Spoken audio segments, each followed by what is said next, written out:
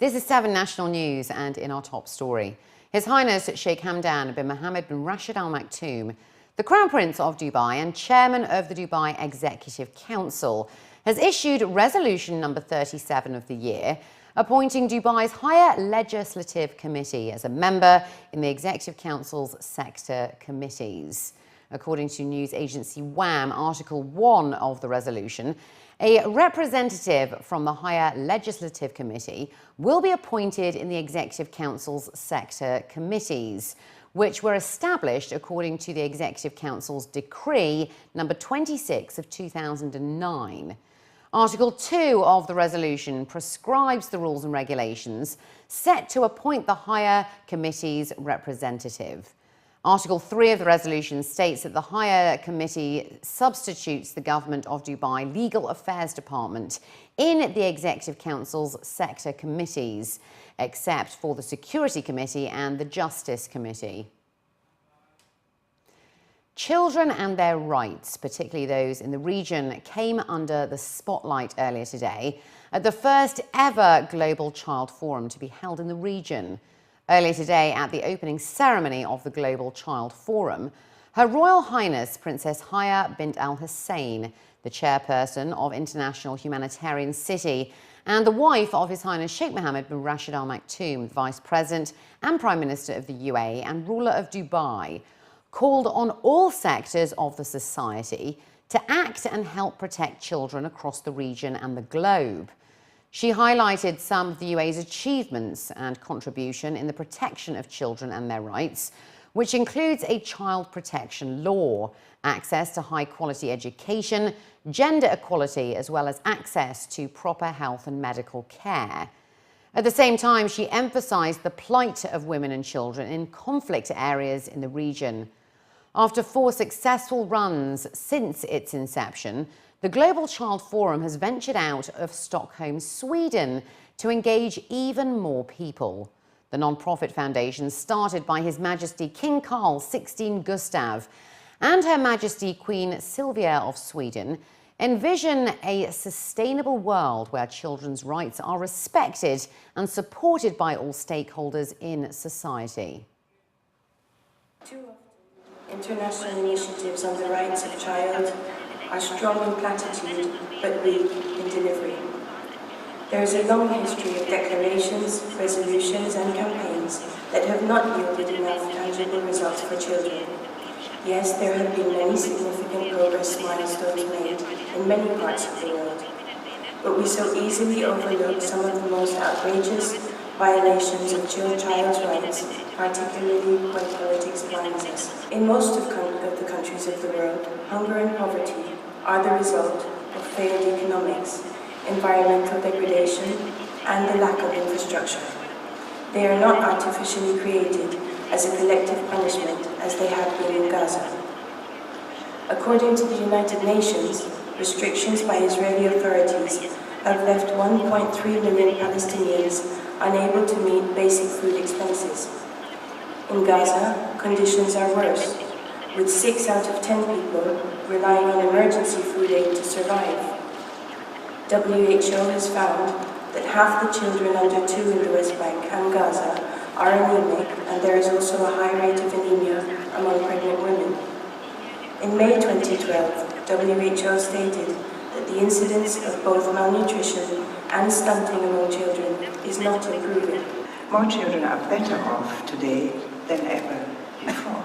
However, at the same time, more children are victims of violence, conflicts, forced migration, trafficking, and climate change than before. I am a mother of 3 and a grandmother of 2 small children. His Majesty and I, like most parents, love and deeply care about our children. But we also care about other children, the children of the world who are suffering. We want to find new ways to help these children and their parents. According to a recent survey conducted by the Global Child Forum on 353 publicly listed companies in 9 industry sectors in the MENA region, 42% donate to charity-related children, and a quarter have their own programs related to children. While over 60% address corporate social responsibility, only 11 address children's rights. The chairman of the Global Child Forum, Ulf Karlberg, says that in a region that has a largely young population, the figures need to improve significantly. This is an important part of the world. We have in the Arab League countries 400 million people, whereof 190 million are children. There are lots of children here. In this region we see war, conflict, social unrest, but also, like in Dubai or in UAE, we see a lot of progress, stability and building of great societies. So that's why we've chosen to be here for the first forum outside Sweden. Dynamic region with lots of opportunities, but still some issues. If you look at the CSR movement or the sustainability movement, it's very often about the environment. But we have to realize that a third of the world's population are children. They will be the future for us. And therefore, we must at an early stage include them in any sustainability discussion. Some of the world's most respected and leading, and by the way also some of the world's most profitable companies, they already do this. Whether the children are touched by a company's products or marketing or future services, it is a very important stakeholder. Children as a target group for many companies are becoming more and more important. They are an important consumer, and I think that's one very important reason why we want to focus on the relationship between children's rights and the corporate sector, and also, as I said, raise awareness and make sure that the companies address children's rights in various ways. We've seen that child labor has been one issue that companies typically address, but there are other issues, and issues that are more and closer to the core business of companies, for instance, as product responsibility and marketing responsibility. The Ministry of Labour has announced that Tuesday, December the 2nd, will be a paid holiday for private sector workers on the occasion of UAE National Day. The order was announced in a circular by Sakir Gobash, the UAE Minister of Labour, according to news agency WAM. The country will mark its 43rd anniversary of its founding with nationwide festivities and a non-working holiday.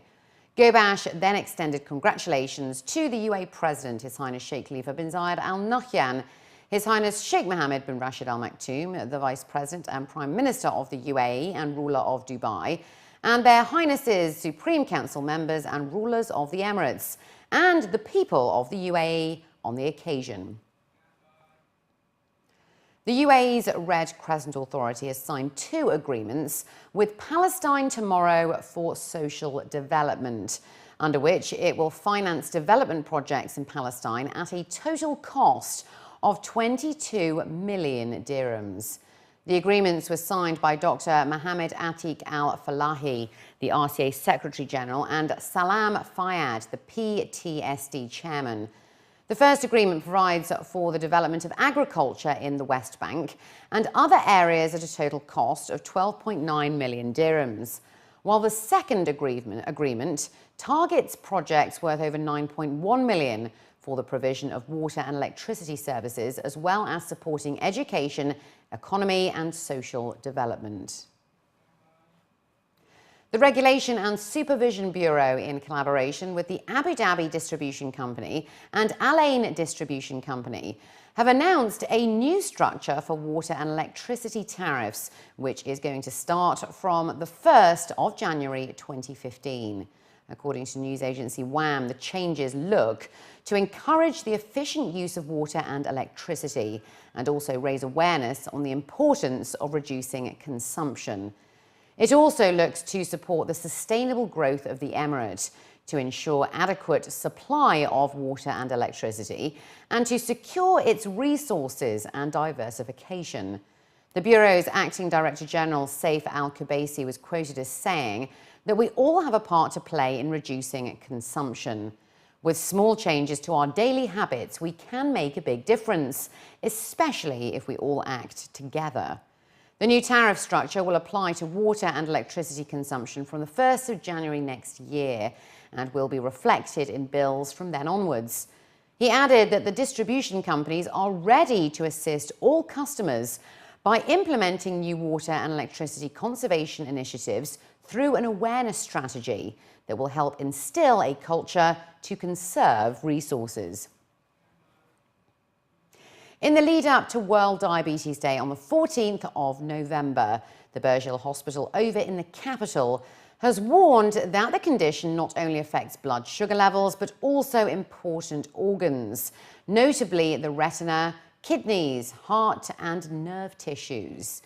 The disease affects the blood vessels in organs, causing leakages and blockages, which will eventually lead to blindness, heart disease, kidney failure and amputations.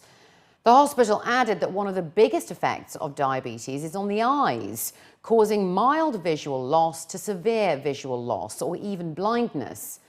Diabetes can affect the human lens, causing premature cataract or clouding of the eyes, as well as an increase in fluid pressure inside the eye or glaucoma.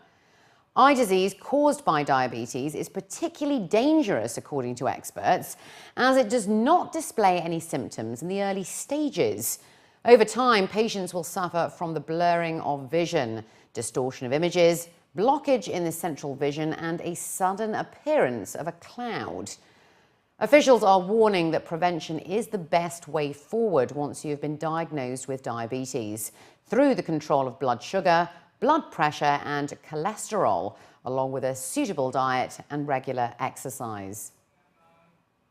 And finally, looking to other news now, those with a keen interest in freshly brewed coffee and tea can head down to the ongoing International Coffee and Tea Festival to taste some freshly prepared specialty beverages from around the world.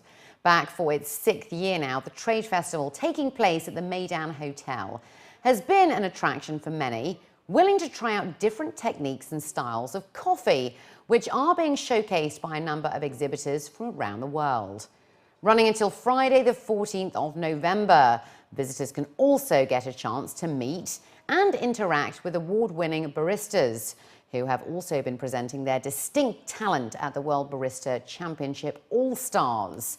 The festival also offers a learning platform for those working in the service industry, whilst also taking part in the workshop and training sessions that offer SCAA-certified coffee training.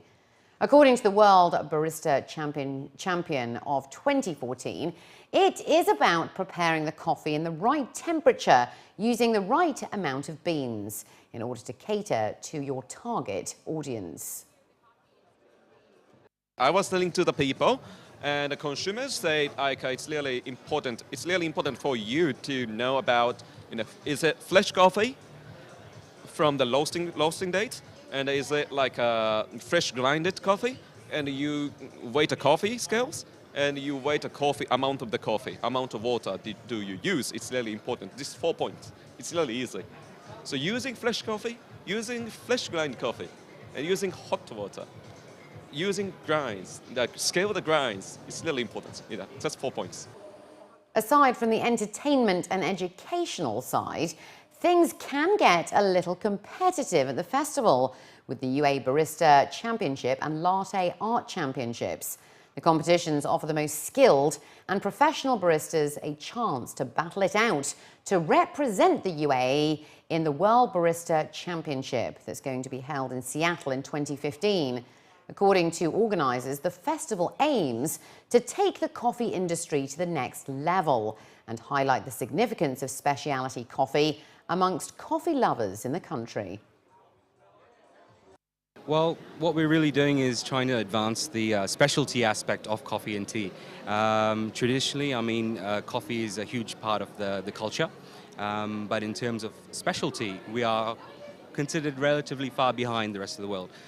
So what this event is essentially doing is trying to raise the bar by showcasing what coffee can be. And over the last 5 years, now in its 6th year, we've been conducting the Barista Championships and the Latte Art Championships. Worldwide, there are 56 countries that compete in these competitions, and we are one of the latecomers to the competitions. But year on year, we're seeing more people getting exposed to specialty coffee. And by specialty coffee, we mean like the entire experience of experiencing a farm from where the coffee originates.